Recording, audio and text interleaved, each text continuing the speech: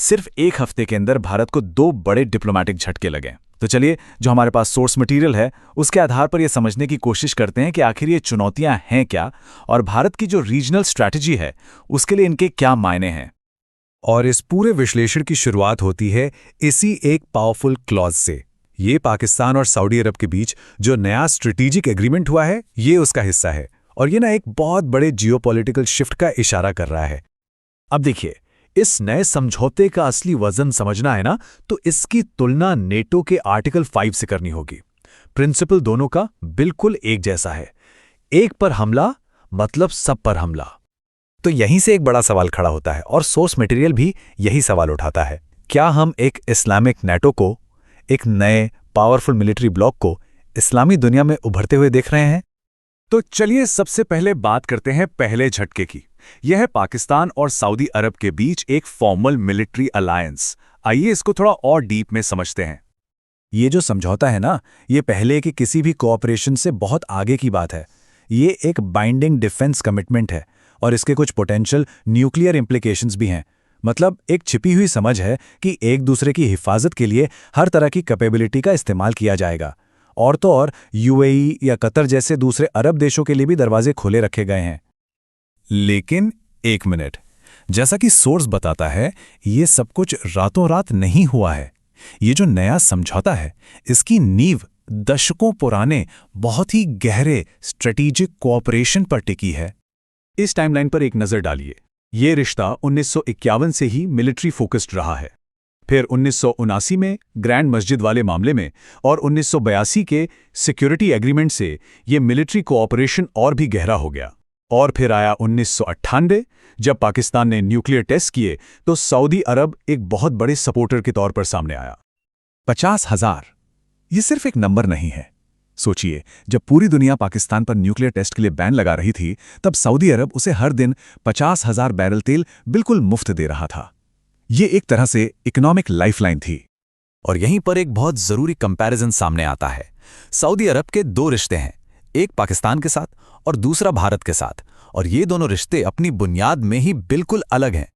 देखिए, भारत और सऊदी अरब के बीच इकोनॉमिक रिश्ते बहुत मजबूत हैं। हम बात कर रहे हैं करीब करीब $43 बिलियन के बायलैटरल ट्रेड की। और ये सिर्फ ट्रेड की बात नहीं है। लगभग 25 लाख भारतीय वहां रहते हैं, काम करते हैं और सऊदी इकोनॉमी का एक बहुत जरूरी हिस्सा हैं। तो सवाल बहुत मुश्किल है, लेकिन सीधा है। अगर कभी भारत और पाकिस्तान के बीच हालात बिगड़ते हैं तो रियाद के लिए क्या ज्यादा अहम होगा, ये अरबों डॉलर के इकोनॉमिक रिश्ते या फिर वो फॉर्मल मिलिट्री अलायंस? चलिए अब बात करते हैं दूसरे झटके की। ये भी उसी हफ्ते लगा और इस बार आया अमेरिका और ईरान की तरफ से।